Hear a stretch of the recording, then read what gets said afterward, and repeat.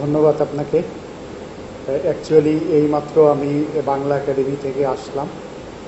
আজকে আমাদের শুদ্ধতার কবি, 21শে পদকপ্রাপ্ত কবি অসীম শাহ দাদার মরদেহ নিয়ে এসেছিল বাংলা একাডেমির নজরুল মঞ্চে।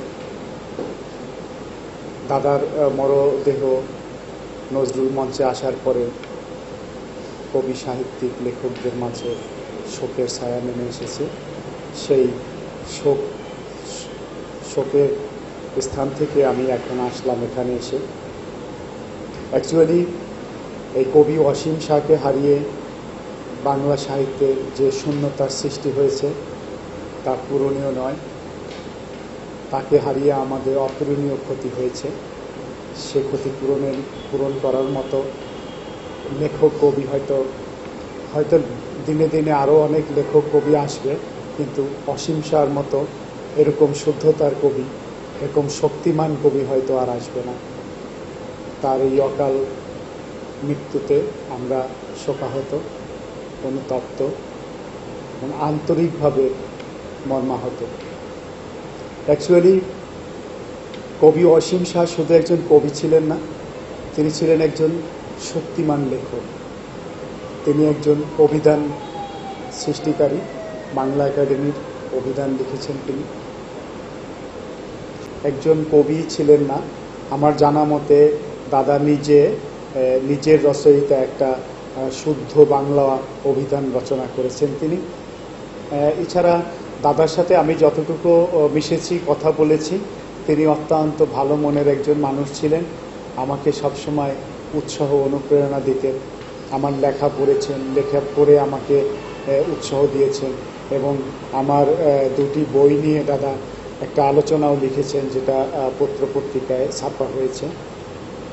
অ্যাকচুয়ালি দাদারকে হারিয়ে আমরা আজকে যে শোকের ছায়া নেমে এসেছে সাহিত্য অঙ্গনে, এটা পূরণীয় নয়, অপূরণীয় ক্ষতি।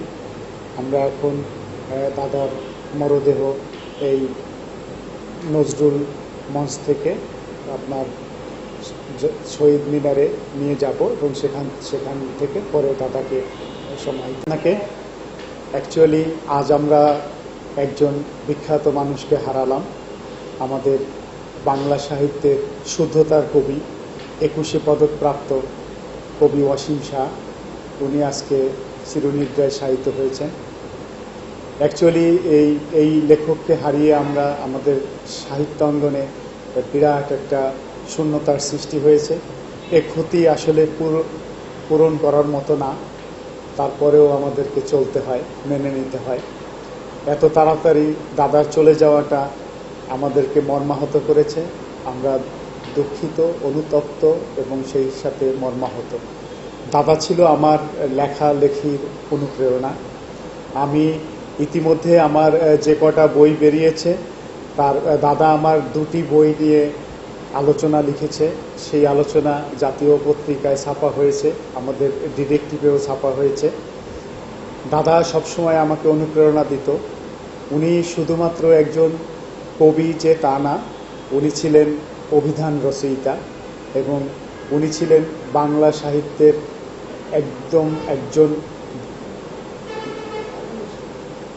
বাংলা সাহিত্যের উনি একজন বীর পুরুষও বলতে পারেন, শক্তিমান লেখক। আমাদের এই দাদার লেখা পড়তে হবে, অসীম শাহর লেখা পড়তে হবে, জানতে হবে এবং তিনি যে বিখ্যাত গ্রন্থগুলো রেখে গেছেন সেটা পড়লেই তাকে বোঝা যাবে। আমি ব্যক্তিগতভাবে দাদার সাথে বিভিন্ন সময় কথা বলেছি, মিশেছি। আজকে তার এই কফিনের কাছে এসে আমি সত্যি মর্মাহত। যাতে এর পরবর্তীতেও আমাদের অন্যান্য গুণীজন লেখকরা আছেন, তারা যাতে এভাবে অকালে মৃত্যুবরণ করতে না হয়, সেদিকে আমাদের একটু খেয়াল রাখলে ভালো হয়। যদি সরকার সেদিকে খেয়াল রাখে তাহলে আরও ভালো হয়, যেন কোনো কবি, সাহিত্যিকদেরকে বিনা চিকিৎসায় বা সমাজের কেউ যেন হেয় প্রতিপন্ন না করতে পারে, কোনোভাবে যেন সে কোনো কষ্ট নিয়ে না মরে যেতে হয়, সেই বিষয়টার প্রতি একটু সবাইকে সতর্ক থাকার জন্য আমার অনুরোধ।